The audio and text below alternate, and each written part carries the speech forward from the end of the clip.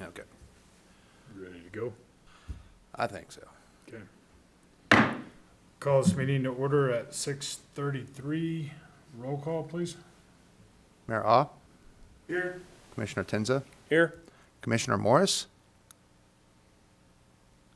Can we hear him? Commissioner Ransford, Here. Chairman Gadd. Here. What's that? And for the pledge of Oh, allegiance. I see a yes. There he is. Okay. Stand for the pledge. I pledge allegiance to the flag of the United States of America and to the republic for which it stands, one nation, under God, indivisible, with liberty and justice for all.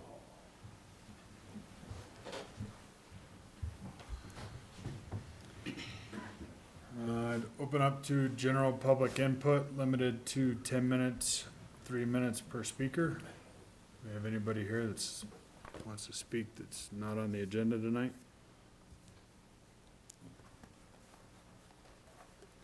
See none. Planning commissioners disclose conflicts of interest.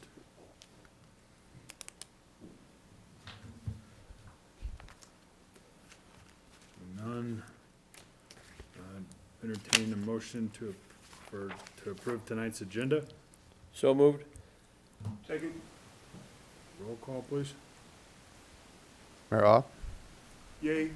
Commissioner Tenza, Yes. Commissioner Morris, Yes.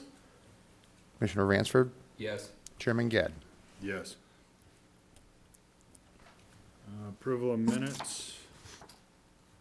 December 3rd, 2025, Planning Commission meeting minutes. Real quick on that one, last time I brought them through, we didn't have a quorum of people that were at that meeting. I was told by our town clerk that so long as they're approved, I mean, you're pretty much approving the actions and motions that were on there. They can still be approved by you guys. So even if we weren't there, we can vote on them and approve them. That's correct. Well, I was there. So I'll make the motion. We approve the minutes for the meeting of December 3rd, 2025. Second. Roll call, please. Mayor Ah, Yay. Commissioner Tenza, Yes. Commissioner Morris, Yes. Commissioner Ransford, Yes. and Chairman Gadd. Yes. Approval of minutes from March 10th, 2026, Planning Commission meeting. Lucky, that's yours. I'll make a motion to approve the minutes from the March 10th meeting. Second. Roll call, please. Mayor Ah, Yay. Commissioner Tenza, Yes. Commissioner Morris,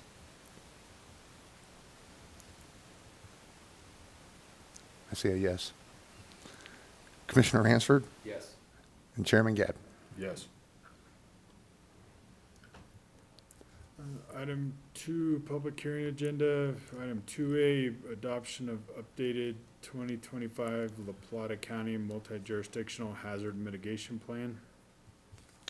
Okay, I shared this information with you guys at the last meeting. This is, La Plata County Multi-Jurisdictional Hazard Mitigation Plan.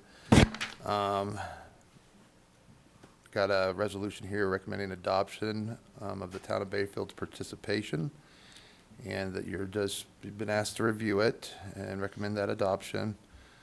A little background is that the Disaster Mitigation Act of 2000 requires that local governments to adopt a FEMA-approved hazard mitigation plan to remain eligible for any federal hazard mitigation grant funding, excuse me, including the Hazard Mitigation Grant Program, Building Resilient Infrastructure and Communities, and Flood Mitigation Assistance. Town of Bayfield to participate in the planning effort. It must be updated every 5 years. Here's our 5 years. And the 2025 update reflects current hazard data, development patterns, climate conditions, and mitigation priorities. It includes, it includes the components of the risk assessment, vulnerability, I can't speak, assessment, mitigation strategy and the plan maintenance. Colorado Revised Statutes 31-23-206 requires municipalities with a population of 2,000 people or more to adopt the master plan, which is the comprehensive plan. And the adoption of the hazard mitigation plan is consistent with our 2023 comprehensive plan.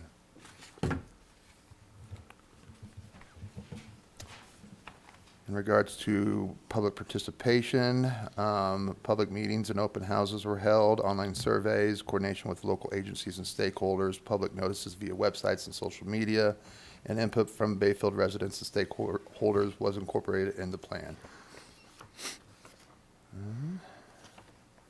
So this plan, it's an administrative action. It does not approve any specific development projects. It's not subject to any project level environmental review.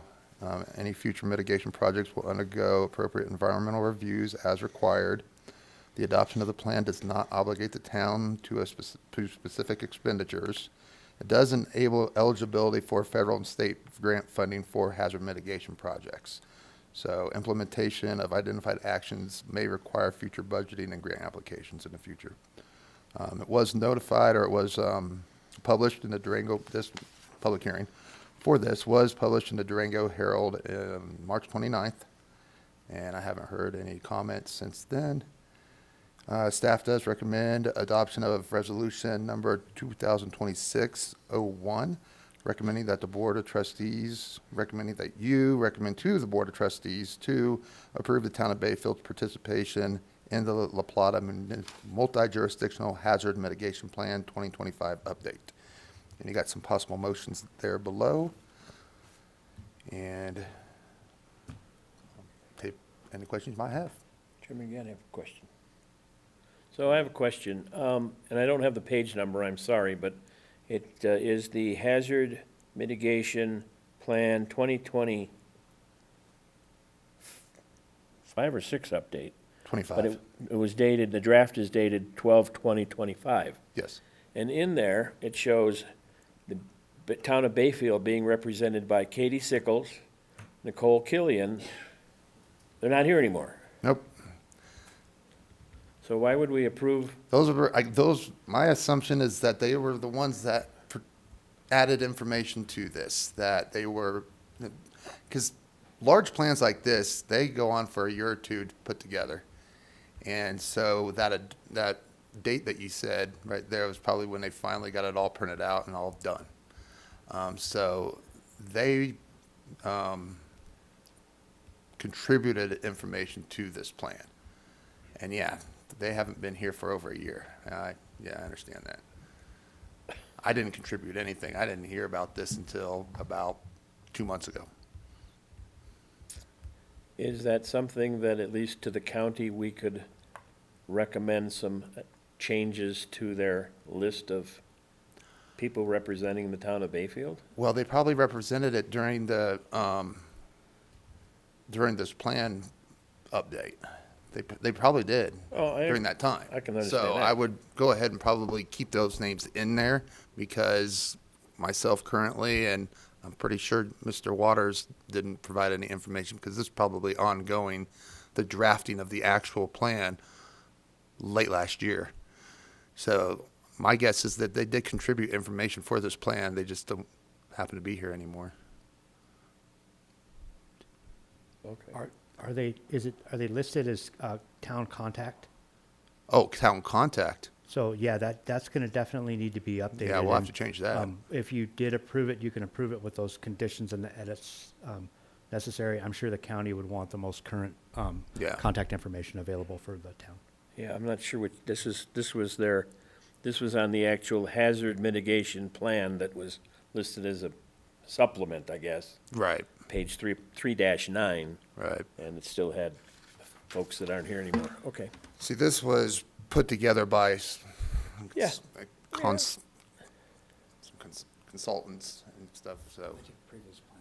Exactly. Yeah, yeah, so we could approve it and Yeah. just request that they update the contacts for the town of Bayfield. Gotcha. Okay. Can do that.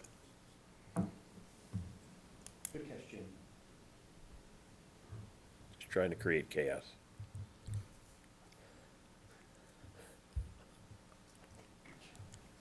Okay, you want a motion? Questions for staff?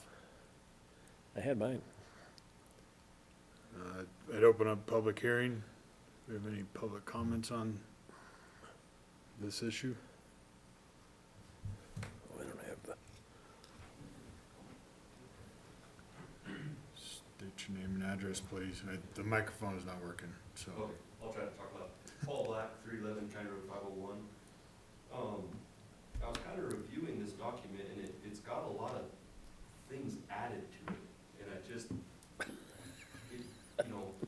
be interesting to see what was in that plan. It kind of feels like there's no staff left that was involved with it, and does it still matter? Does it still collect the core of what Bayfield needs or not? That's just a comment to me. I was trying to read through it and see actually what the plans were and not, and it sounds like it's gonna make a lot of work for staff to like have to do some of this stuff, so I was just kinda curious on that. What does that bring to the town? Does it add cost to us or not? I know it states that it's not supposed to, it's supposed to be an over, like just an idea, but it kinda sounded pretty in-depth. So that was only my point to it, is it kinda was done in a time when we had different folks here, and just wanna make sure it's up to date with the principles or what the town needs, I guess. So that's my own comment.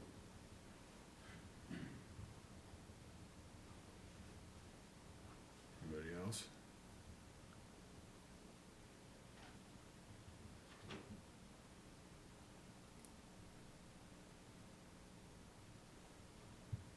Lucy Stewart, resident of Bayfield. My concern is this applicable to Bayfield in the direction that Bayfield wants to go? And, changes have been made in leadership and all this stuff, and it looks like this is outdated information. And, I don't understand it all, but I think that to approve it tonight would be that you guys are accepting whatever was done by somebody's vision before and not what the direction that Bayfield is going. Thank you. Thank you. Can I make another comment? Please. So I did spend some time reviewing it, and it's fairly general, and it really is there to identify potential hazards in the area, which includes Bayfield. It includes some not very specific, proposals for mitigating damage or problems if you had them. And I think somewhere in there, I could have swore I read, that if you're not a party to it, there's some funding potential in the future after a disaster that you would not be eligible for. So while we can argue about the fact that what really is it saying, it didn't really look like it demands us to do anything. It was more a response. So if this happens, then this should happen. If this happens, then here's who would do what. So I didn't see, when I went through it, I didn't see any specific things saying, you gotta fix this now or you gotta do this now. But I do remember there was something in there, and I'm sorry I didn't print it out, that indicated that if you weren't party to this agreement, and there was a disaster, that you might not be eligible for funds. Because it's tied to FEMA, and it's tied to federal dollars with your grant funding and stuff, those things would happen. So it's another one of the big government forcing stuff on little government that we have to do if we want to get money, if we have a problem. If we do it, does that give them any kind of power over us at some point Always. in there? Well, that seems like a negative to me. But we won't get any funding if we don't approve it. What do we need funding for? Like, Disaster mitigation after it happens. If we have a big flood or a fire or whatever, we won't get any of the federal backed dollars. Landslide. There was a landslide I hazard noticed here in there Bayfield. was drought and winter storms, things like that. But I'm just curious, at what level do they deem, and who deems it I don't know. disaster enough that we are eligible for funding, I guess? I don't have a calendar that I See, when you're dealing with plans like this, like you said, it's very general. A lot of general identifications of stuff, hazards that could affect you. And they're more or less guidelines. They're not, you have to do it this certain way. And like you said, it's all tied to federal funding. And yeah, if we don't adopt it, like other municipalities have already, within the county have already adopted this, we wouldn't be eligible for any federal funding if anything were to happen. And I didn't see any specific things that said, you have to change this now. Yeah. So, you know, But I mean, there's also nothing that says they can't come in later and change that. they can always do that. Mm-hmm.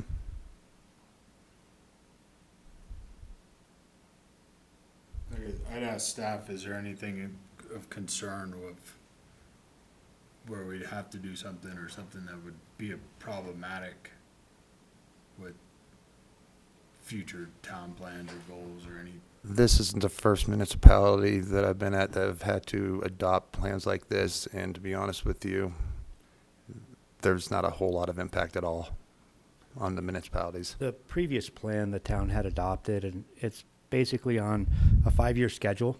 They're required to go in and they blow the dust off it, they brush it up, do some updates, and then it goes back out. And so if there was like a large forest fire or some things like that, the federal funds, FEMA funding and some of those things, you wouldn't be eligible for. So it's basically a large blanket agreement that's saying that La Plata County will share resources with Bayfield, Bayfield will share resources with Vallecito. That's basically what the hazard mitigation plan is achieving. And then it's also one of the check boxes on there, like if we did have a large fire and we did need those recovery funds, that box needs to be checked for those federal dollars to come in to be associated with it. Every 5 years, this comes back around and it gets an update. Is there, maybe off topic a little bit, but there was an article in the Herald today about Vallecito not getting federal dollars for some mitigation work or cleanup after the floods last fall. Was there That's- that, part of that, any kind of plan? Is this tied to that at all? No, this isn't tied to it. It was a dollar amount didn't meet the threshold Yep. to trigger FEMA funds. So although it was a large event for Vallecito, the damage dollar amount didn't meet the trigger mark for the federal funds to kick in. So it was all taken care of through local, or they would like to see it taken care of through local. And that's my understanding of Yeah. the flooded damage up there. They've been having fund drives and donations up there because exactly, the damage numbers just didn't go over the threshold needed to qualify for that funding. Come on back up. Sure. And who are you again? Paul Black, 311 County Road 501. So with Upper Pine, we initiated that flooding aspect up there, but you guys are exactly right. So there's thresholds like county, state, and federal. So the amount of damage was not enough for federal funding to come in, but we initiated an agreement with the NRCS through Upper Pine as a sponsor, and that's how the funding came in federally for Vallecito up there. And so they paid for 100% of the engineering, they paid for 75% of the construction costs, and then the state stepped in because it did meet the state's threshold. So the state is paying 12.5%, so there's left of 12.5%. That is, each landowner has to pay that for whatever work's done on their property in the river Yep. channel. And then there's a lot of people actually just donating to cover that 12.5%. So, there really is no plan like what you guys are looking at here in this line item. There's not a plan in place for that, but there was items that came in outside to help that aspect out. So, just to help with that question. Thank you.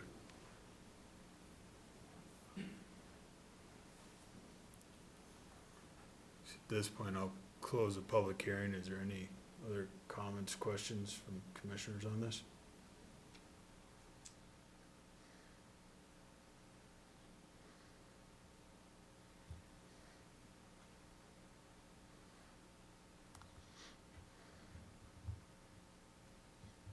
Entertain a motion.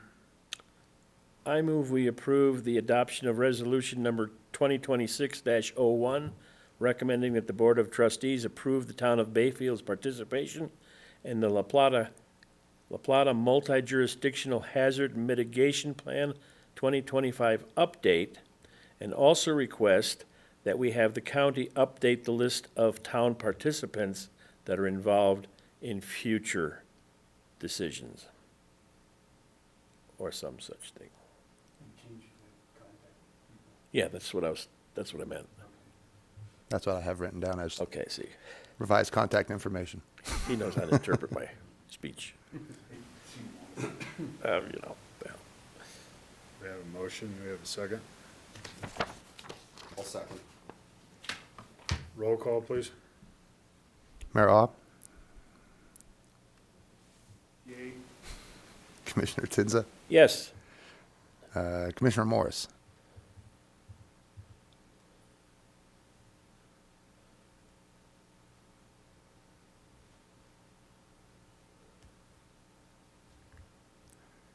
Yea or nay, Mr. Morris?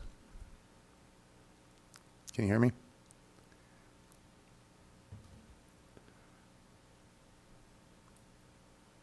I love Zoom. Oh, yes. Really hard to hear, my bad, yes. Where was I? Commissioner Ransford, Yes. Chairman Gadd. Yes.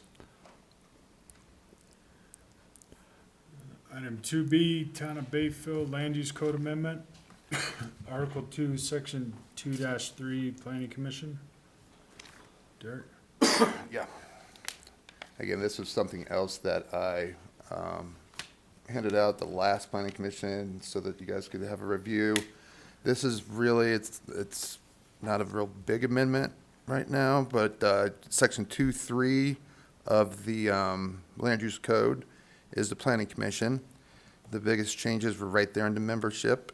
And as has been kind of discussed back and forth a little bit, the meat of this is removing the mayor and another board of trustees, so the mayor and the other ex facto member from the commission, and having the planning commission just consist of 7 members who are recommended by the planning commission and approved by the board of trustees.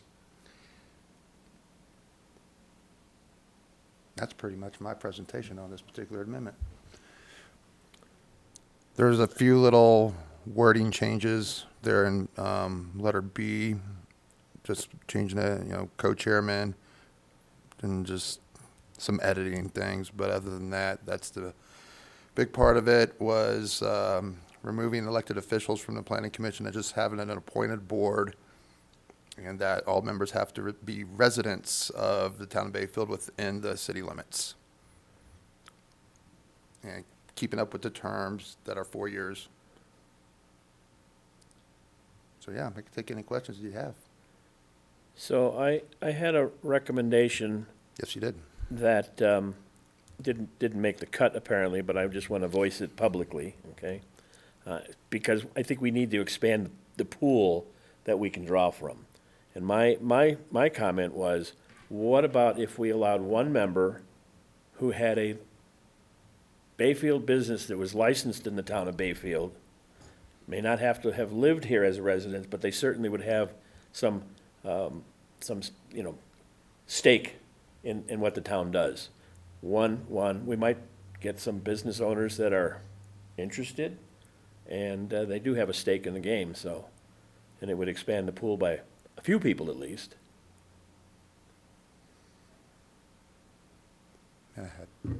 Sorry, thought I had that saved, but It's okay. I do have it saved. It's on my computer, not on my know. phone. I think Mayor Ah had another idea of allowing somebody that's might potentially live within the 3-mile range that we have jurisdiction over to be a part of it. I guess, is there a statute that says, a state statute or something else that would govern and make it a requirement?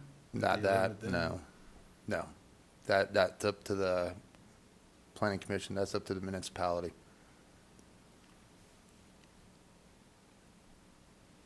Yeah, I mean, I guess I completely understand the reasoning to not have the mayor or another trustee be a part of the board. My fear is the historic lack of participation we've had Yeah. trying to get members to the board. I mean, right now, we barely have a quorum without the mayor here. Well, actually, right now, we have we have every member here that is currently a planning commission member. I just need to get some seats filled. And after, whatever decision we make here, I was going to, speak with Sarah, who works on our website, about getting some information out there and asking for applications for the planning commission.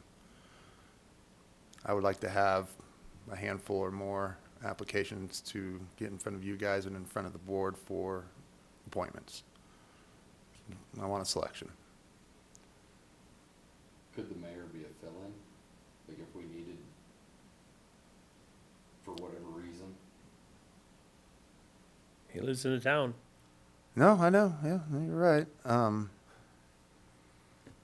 I would have to redraft. I mean, I'm open to suggestions. These are all just suggestions, and if you want me to go back to the kind of, in a sense, the drawing board with some of these suggestions, I can definitely do that. I don't have any problems with Tom's suggestion on whether it's a 3 or a 5 mile, radius of the border of the town to allow people who aren't technically residents of the town, but certainly would have a stake, especially as we grow, because that's where the growth is going to happen. Yours is a business owner, because owning a business in town and not living in town, You have a stake in you town. know, yeah, you're still affected by the rules, but you have no say. Why can't we add both? We could have both. We could. That would definitely expand the pool. Yeah, I really like your idea. I like your idea. Consensus. So, what do we think? What I can do is I can take those suggestions and, of course, we don't have to approve it. We can table it. Right. And I can come back with a draft, just like today. And you could have legal check it as well. Exactly.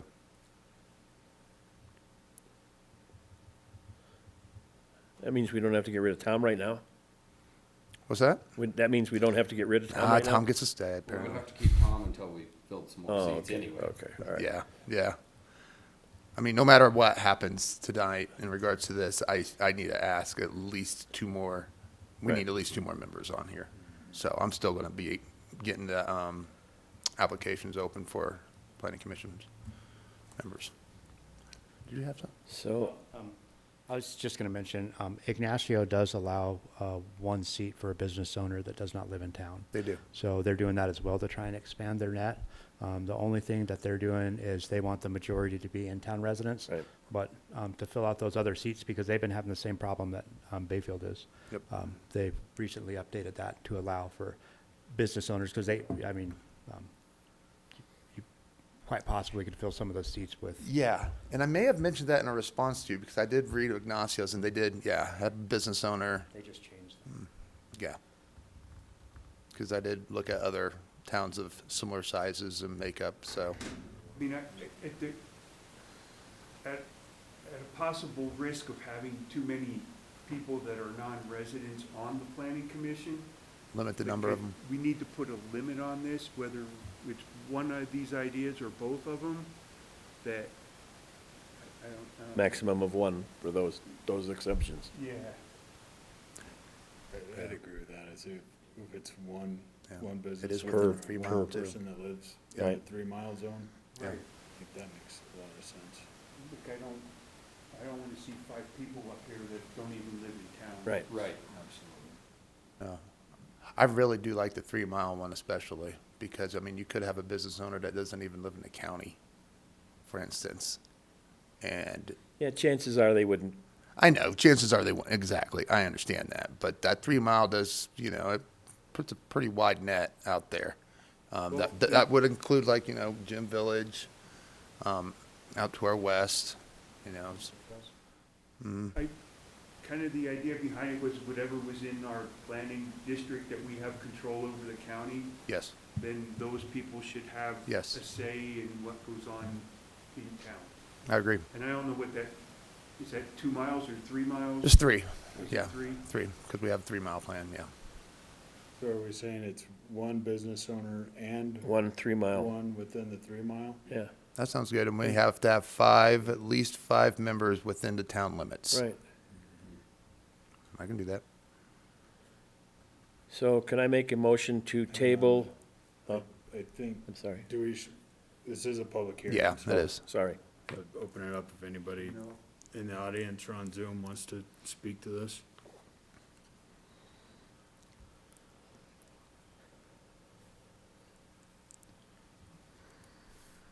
Lucy Stewart, I think that a lot of maybe one person that doesn't not live in Bayfield would be in the planning commission, but I think we're gonna get away from people that are required to live in the city of Bayfield.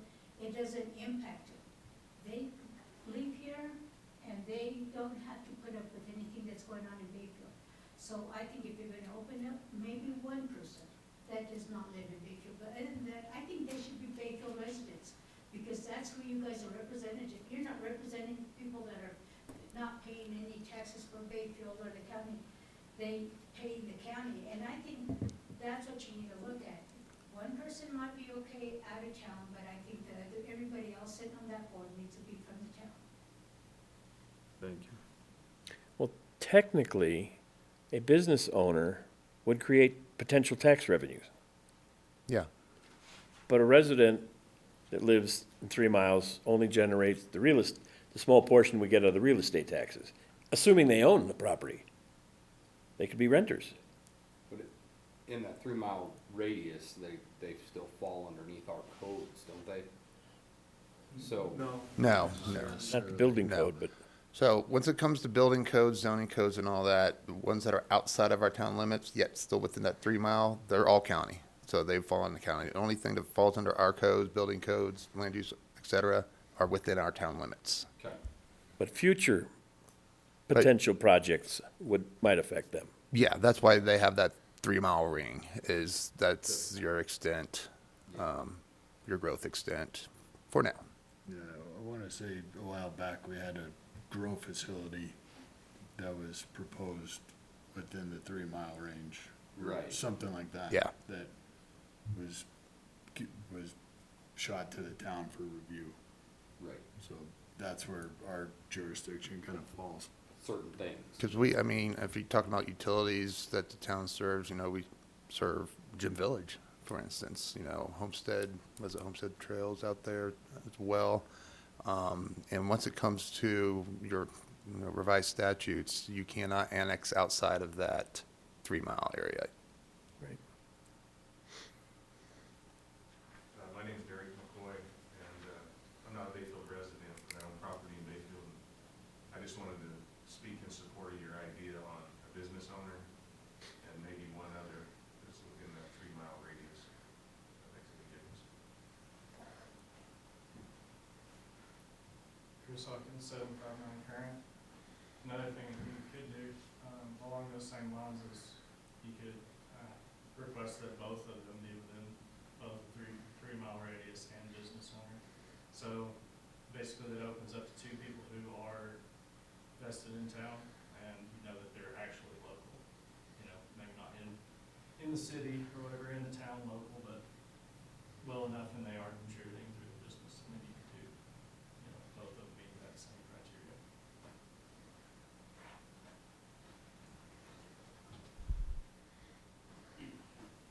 Fall back through them, kind of if I won.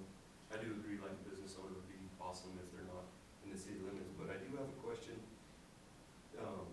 The municipality is statutory municipality, right? Mhm. It's not a home rule. Correct. I do believe there is statutes that require, I think you have to live inside the city limits. I think it's CR, I think I had it just here. It's Colorado Revised Statute 31-23-203. And it talks about a 5-person or a 7-person, and then it's like number. But is number that, 2, it says all members of such commission shall be bona fide residents of the municipality. is it talking about like a planning commission? Planning commission, it specifies a 5-person planning commission or a 7-person, and it actually specifies that the mayor has to be on it. It is a revised statute. No, I know, it does, but other municipalities that are statutory have made the same change. That's why I was just, I guess was my kind of question. Yeah. statutory if you had to. It was just interesting, I didn't realize that there was Yeah. one on it. Yeah. So, No, I saw that same thing, and I was like, well, that's actually revised statute and statutory, and I was thinking that as well. I was like, well, we won't be able to change it. But then again, I went and looked at other municipalities that were also statutory as well, and they made similar Ignacio's made the similar change as well, and they're statutory as well, so. yeah, I didn't realize, I mean, that's Yeah. legal questions. Right. But it was interesting for statutory reasons.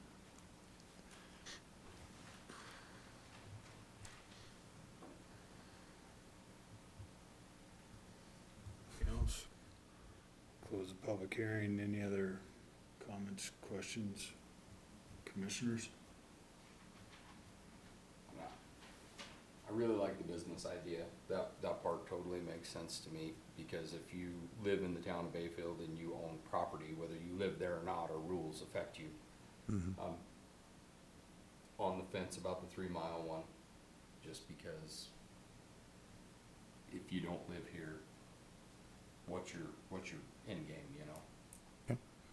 That's just my comment.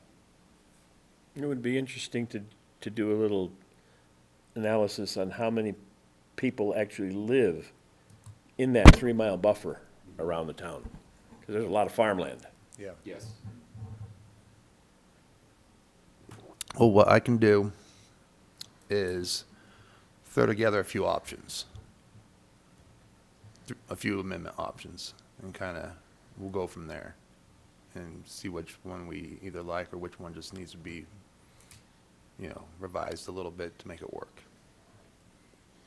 So then would it be appropriate to move to table the adoption of resolution number 2026-02 until the planning commission meeting on May whatever, with specific directions to the staff that we've already done tonight? And I got it written down. Second. Roll call, please. 1 second. Mayor Ah, Yay. Commissioner Tenza, Yes. Commissioner Ransford, Yes. Commissioner Morris, Yes. and Chairman Gebb. Yes. He's alive. B, adoption of planning commission bylaws and case scheduling timeline. Well, for one, we're going to have to hold off on the planning commission bylaw adoption because that kind of followed what the code adoption in regards to the members was going to be. So I would recommend we table that bylaw one, and I'll make the same revisions to that as I will be to the code. But can we discuss it even? We can still, all yeah, the other- definitely, All definitely the other discuss it. items, Yeah, or if that's the only item that's not finalized yet, I mean, then it. no, that's exactly, that's the only item that wasn't finalized. The 99% of this, other than that, is the same that was adopted back in October of 2022. Just did a little grammar check and word fixing and the sort, little formatting changes, but it's darn near verbatim of what was approved in 2022.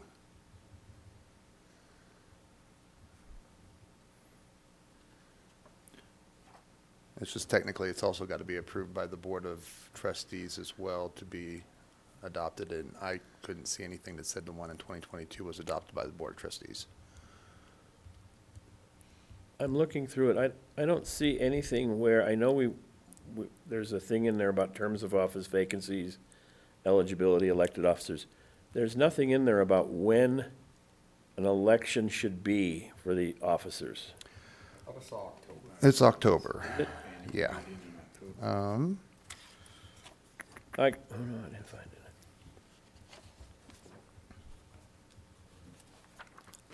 But if you say it's October, that's fine. If it's in there, that's good. I'm fine with that. But yeah, that's only 1 year. I swear I put October. I'm I looking think at, it's on section 23B. So that's in the land use code, it does mention October. In the bylaws, it just says 1 year. There it is. Under meetings, so that'd be 6. Annual meeting number 3. The regular meeting held in October shall be known as the annual meeting. Member term commence, finish, and such meeting shall provide for the election of officers, receiving annual report, if any, and reviewing committee functions, if any, in the bylaws.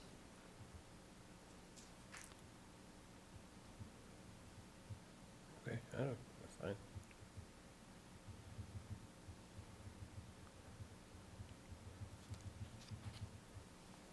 Good. Yeah, yeah. Open up if we have any public comment on bylaws or the schedule, just so we can get Derek information for next month. See none, entertain a motion. Oh, gosh, gotta find the thing. Stand by, unless somebody else has got it right in front of them. Okay. Oh, no, missed it. Hold on one second. I'm going to stop you right there. Okay, I've stopped. So we have the bylaws, and I also put the calendars Right? on there. So I have them as going as one motion. That's fine. So yeah, just real quick, the application deadline date, planning commission, coincide with the planning commission, and I also put the timeline there for when I submit it to agencies, newspaper, all that good stuff, and just want to make sure all that looks good to you guys, and we can just go ahead with that. Okay, you can make it continue. Can I I make- got one question Yeah. that I had on that, actually. The deadline for public comment included in packet, it's like a week prior to, and I know we discussed this last month, but it seems like the issue kind of comes up when we get that public comment the night before the meeting. And so are we saying written public comment or public comment that's not delivered during the meeting? It didn't come out very well here, but I did put a star by that one. And what it means is public comment will still be received. Just won't be in the packet after the deadline. So the commissioners will receive a printout of the comments at the planning commission meeting, like I usually do. So, I mean, we'll still receive it. We'll still take it in. It'll still be a part of the record and everything like that. But it just won't be in the packet for that time. And will you provide us with a written copy at the meeting? Yep. Okay, We just can't get it together in time. yeah, Put it in yeah, it makes sense. Trying to get it posted into you guys. I know. I think we had talked about that last month of how do we kind of avoid that so it does get out to people that aren't here or on Zoom. Because I think I that don't know last, there's I a think way that we last can meeting, I avoid that. literally received an email comment that day Okay. of the planning commission. So what I do is I print it out and I give it to you guys. And if you want to read it out, you can read it out. I have copies of them. If somebody wants to see it, they can ask me. So it's there. It just wasn't able to get in the packet.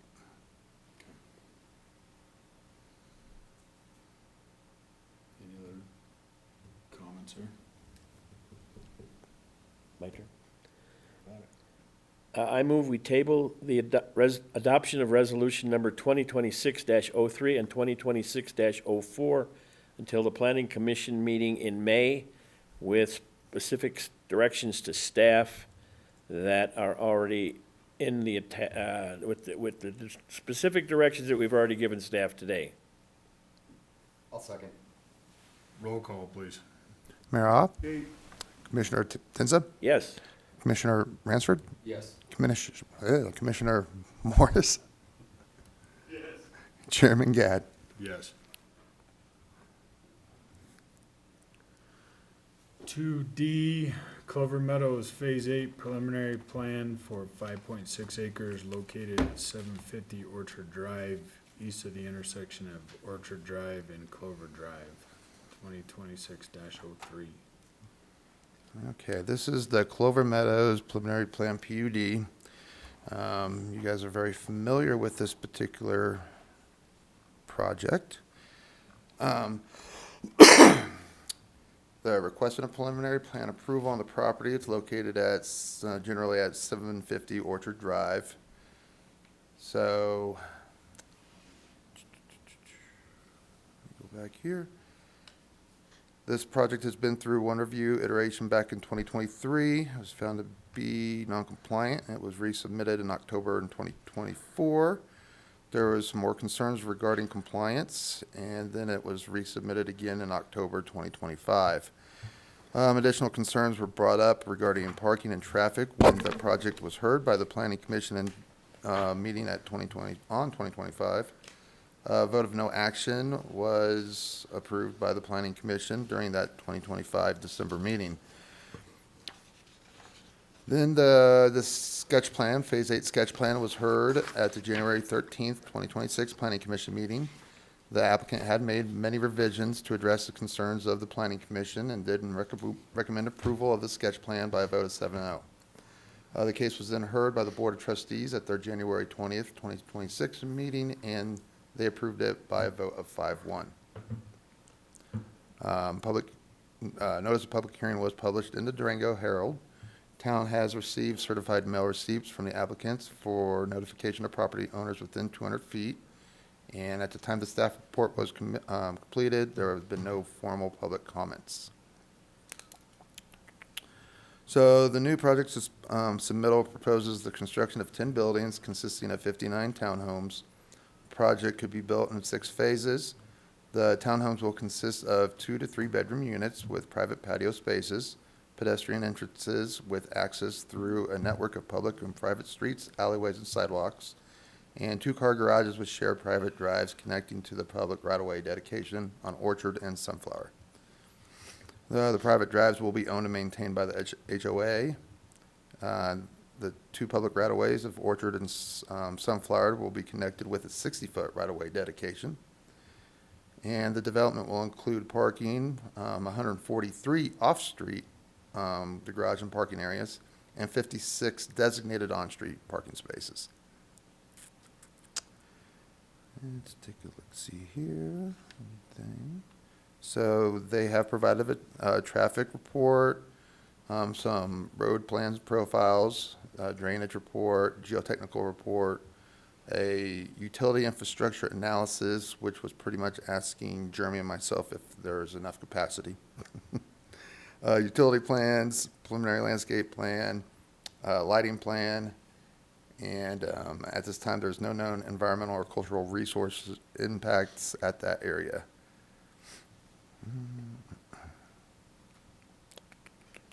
So since this is a PUD, it's going to be reviewed under Section 5.8. The applicant in this PUD is requesting some flexibility from some zoning and subdivision standards, which is allowed and requested in planned unit developments. So reducing setbacks from 10 feet to 20 versus 20 feet, reducing the parking ratio, reducing the utility easement width from 15 to 10 feet, and modifying some of the lot sizes and widths.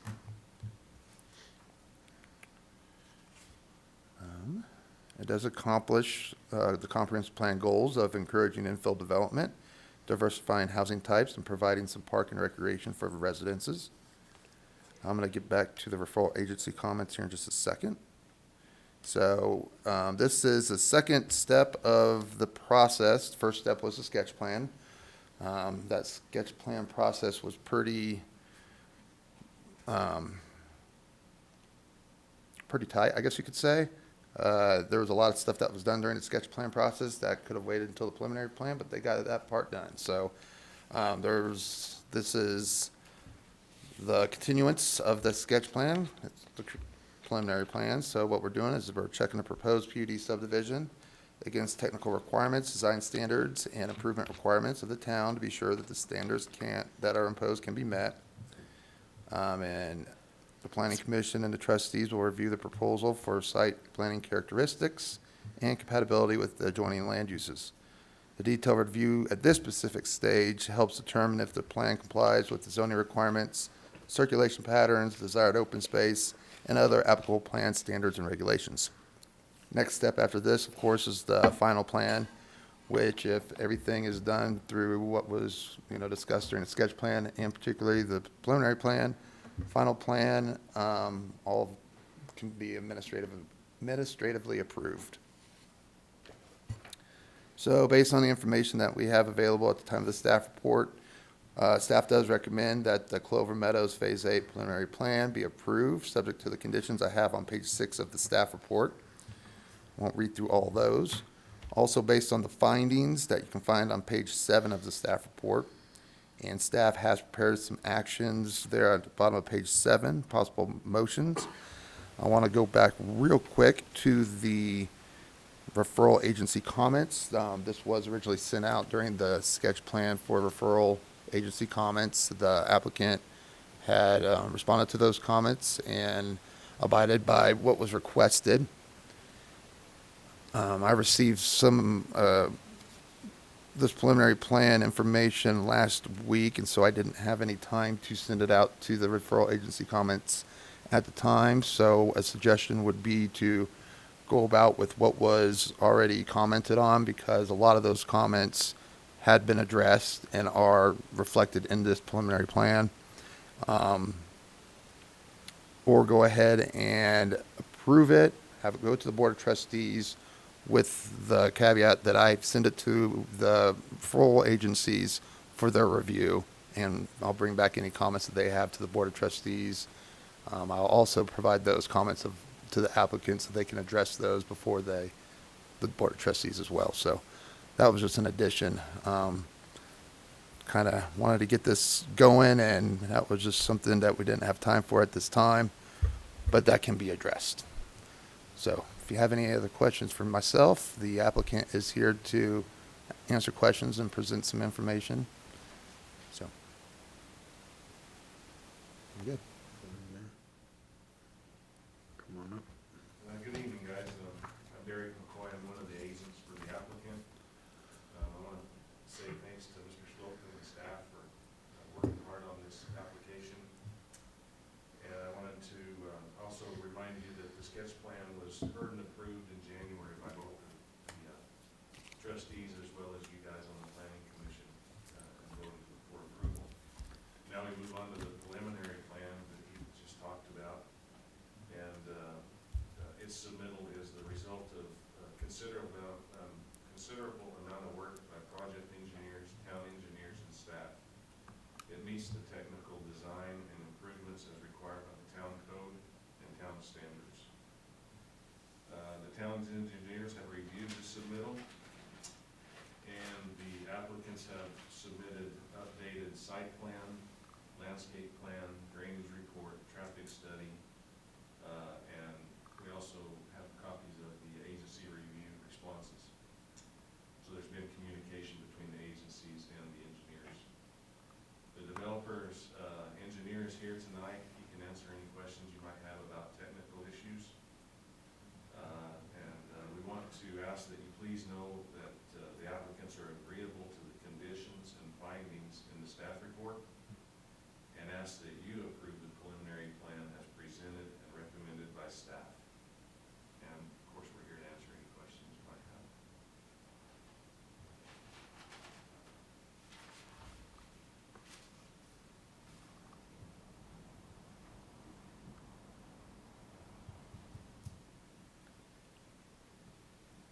I think the only question I had, and it was addressed in the referral agency comments answers, was that the separate water meters to each unit.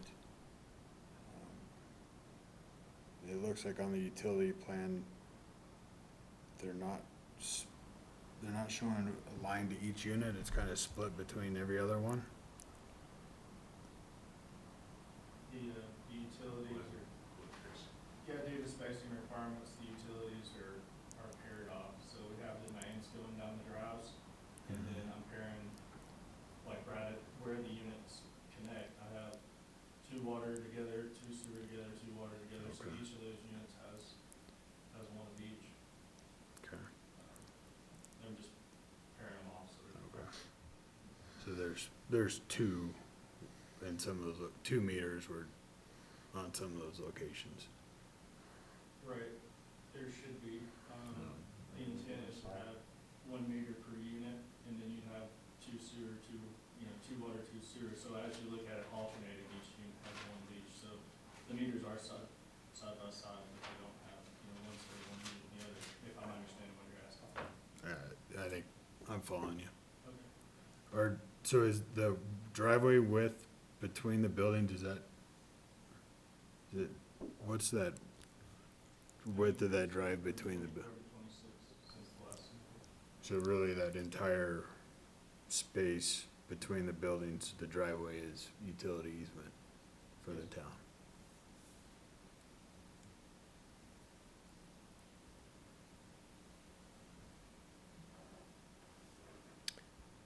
I'm just gonna ask one question. Is it possible to phase the development at all? Is it possible to To phase it? phase it? Yeah, Yeah, in fact, that's a big part of the whole project. It's what makes projects work in our marketplace, So it'll be phased. We have the phases shown on the overall Oh, site plan. okay. I don't know if you can see them there. But there's a total of 6 phases. Six. okay. Basically 12 units each, for a total of those 6 different phases. Fair enough.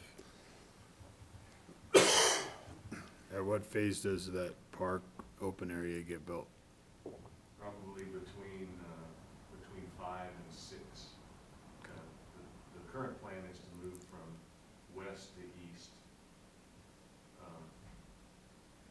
for a lot of reasons. One, the infrastructure works best that way, and then also the street, the visibility and all that.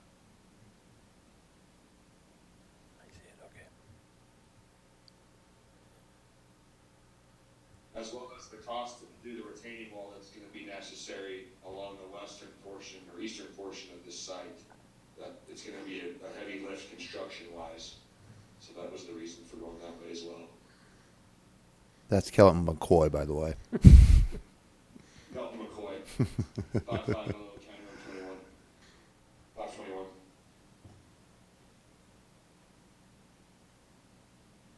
There's a possibility that the park could go in when the subdivision gets to a phase that triggers Sunflower to be extended and connected. Because we don't have retaining walls there, so there's some potential that it could go in as soon as Sunflower got triggered. There's some excavation there about eliminating the walls out of the park. Yeah, the ownership will have a discussion at some point about, marketability and what makes marketing best. And if you can put those amenities in, obviously they sell. Sure. And, those amenities, not only do we have the dog park up there, but we have the kids park, I like to call it, that has the bike lockers and some other amenities there. So that might be a real selling feature, that they decide to go ahead and do ahead of time, or in conjunction with maybe 1, 2, or 3 phases.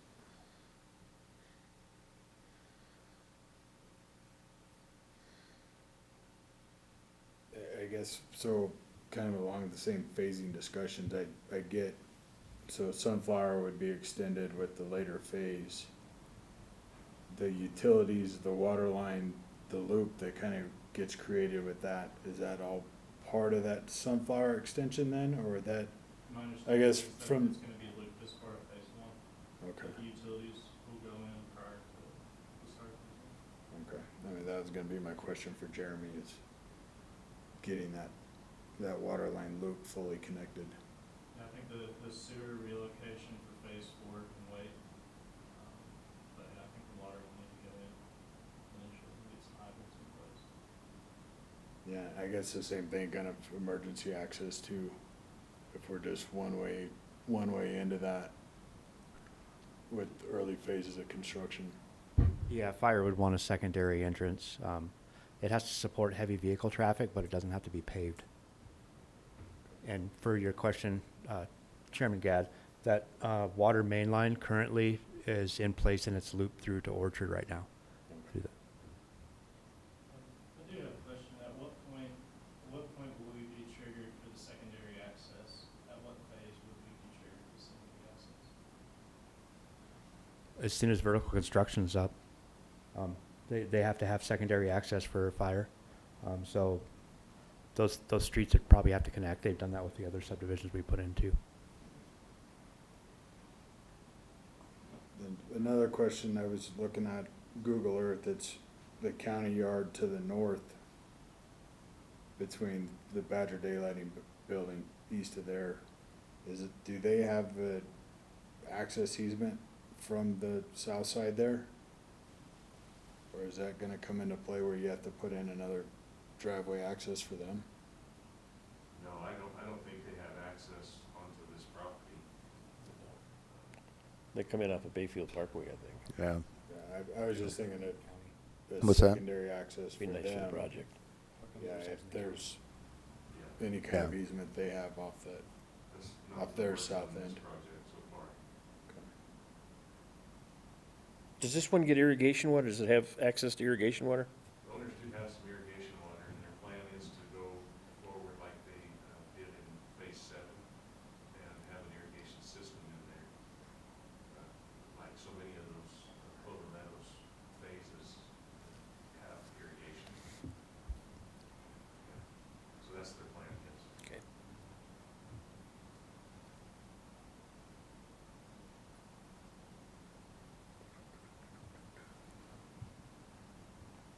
Any other questions from commission? Nope.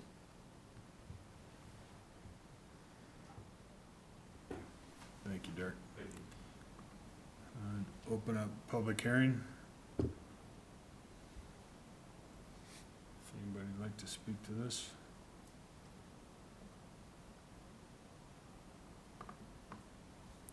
Seeing none, I'll close public hearing. I have some questions for staff. Have at it. So, this, when fully built out, 59 townhomes, assuming 2 people per household, 2 trips per day, will generate 236 daily trips. What, do you know off the top of your head, Pine River Commons, when that's fully built out, what do we end up with, number of residences? Do you know the number there, ballpark? I don't know the trip count for that. I don't know that one. I haven't worked on that one. Isn't it 60 townhomes? Yeah, it's So we're at another 200 and some trips. So my question to staff is, does the town of Bayfield have a vision or a plan to update Bayfield Parkway? There is plans for updates at the intersection of Clover and Bayfield Parkway right now. So if you've seen some of the construction when you drive down there, there's some widenings, some dedicated turn lanes, A-cell, D-cell lanes, and some things like that. They're that are gonna be make it a going in. little wider all the way, like to the gas, both between the gas stations kind of thing? No, there's no plan to increase the width of Bayfield Parkway the full length. That intersection needs dedicated turn lanes, and that was in the works when Clover Phase 7 went in, and they remodeled the primary school there as well too. So there was some funds set aside for that as well. But just at this time, the only plans are for the Clover and Bayfield Parkway intersection, not for the entirety of the roadway. Which will help with 500 and some daily trips, I would imagine. And do we know where, these are outside the scope of this particular project, but this is Jim's thought process, where the corner of Bayfield Parkway and 160, where they're gonna put in, is it a Maverick or another gas station or something? Do we know where they are with approval from CDOT for a light there? I think that was one of the things that had been talked about. That's still a work in progress. They had their preliminary meeting with CDOT, the town did, and we went through that for the start of construction. At this point in time, they're optimistic that construction can start on that intersection this fall. There's still a little funding gap that the town is working on closing at this time, but Pine River Commons is also working on paving that cross-section to Kramer. So anything to the north of Kramer, when you're driving down to the east connection for the Bayfield Parkway and 160, will all encompass in the plans for the traffic light, the signalized light. And then from the other side on Pine River Commons up to Clover and Bayfield Parkway, that's where the improvements for the turn lanes and Right, stuff are right, being right. slated to be put in. So that'll be at least a stoplight, which will mitigate some of the increased traffic we're gonna end up with on Bayfield Parkway trying to get 160. Okay, okay. Okay, well, that satisfied my questions.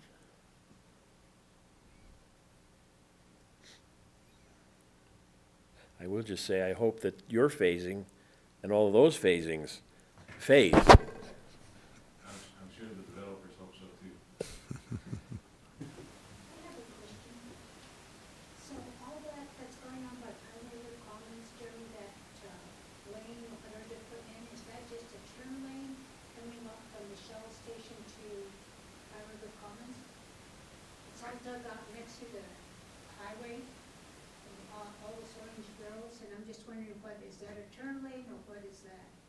That's a pedestrian sidewalk, and they're widening the road for those turn lanes in preparation to get the striping done. The striping hasn't been done to the west of Clover until we can get the other improvements made, and then what we'll do is go in and restripe that all at one time. So we're not trying to change a portion of the traffic flow. We'll make that correction to the traffic flow and the striping with the turn lanes all at once. And you think when we're doing that, we can get a street sign at Clover and Bayfield Parkway? There isn't one there. Sure. It's been out for a long time. It has been, because I was trying to find it when I first moved here, and I had no idea where to turn.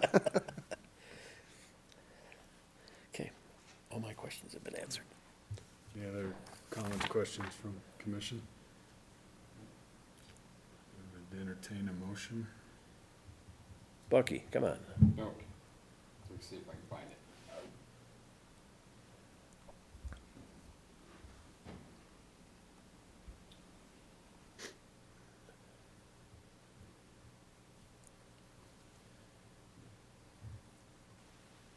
Page 67 in the packet.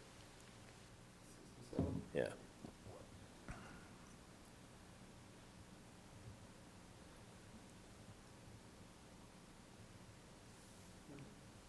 Gotta make him work. Okay. I'll make a motion to approve the Clover Meadows Phase 8 preliminary plan, PUD based on the conditions and findings provided by staff. I'll second that. Roll call, please. Mayor Ott, Yay. Commissioner Tenza, Yes. Commissioner Morris, Commissioner Ransford, Yes. and Chairman Gedd. Yes.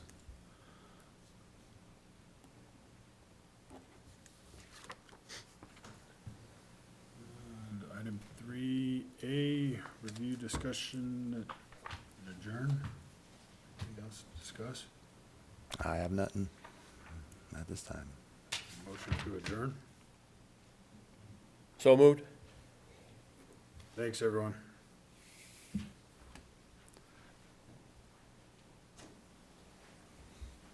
Thank you, guys.